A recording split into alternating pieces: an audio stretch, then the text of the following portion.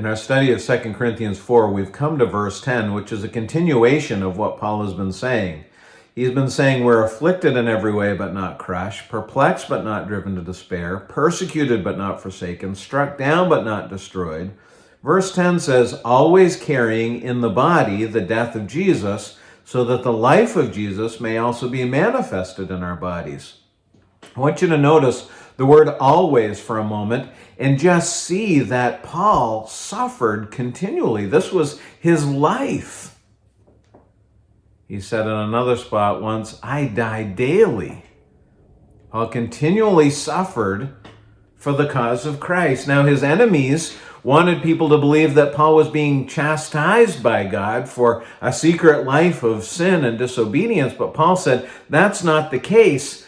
I'm suffering because I identify with Jesus Christ. And my friends, if you suffer in your life, it will be for that reason. If you suffer for being faithful to the gospel and doing what God wants you to do and calls you to do and is honoring to him, your suffering will be because of that identifying with Christ. Christ said in John 17 in his high priestly prayer, as he asked the Father to strengthen his disciples, they hate me, they being the world, they hate me, and so they will hate them, my people, my disciples, my followers. Why? Why does this happen?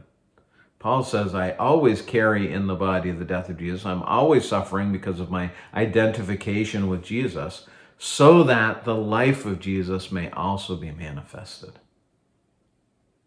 One thing that was entirely clear to everyone who saw Paul's life, who watched what he did, who watched his sacrifice for the sake of the gospel, and then saw him suffer because of it, everyone knew that the only way that Paul was able to keep going was because of the power of God at work in his life.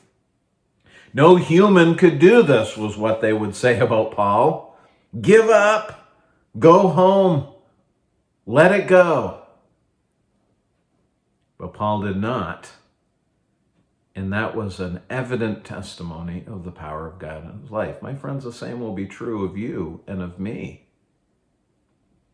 If we endure suffering, remember what we said last time? Success is not avoiding difficulty, it is enduring it. And if you endure suffering and difficulty in your life to the glory of God, people will see the power of God revealed in your life. And that is what is attractive. That is what draws people to Christ. What did he say over in Matthew chapter 5? Don't put your light under a basket, but let it shine. A city that is set on a hill cannot be hid. People should see the power of God at work in your life, and often that happens when we endure difficulty. That's what we have been called to. I pray that your life will display the glory and the power and the strength and the grace of God as you endure what he has called you to while you serve him.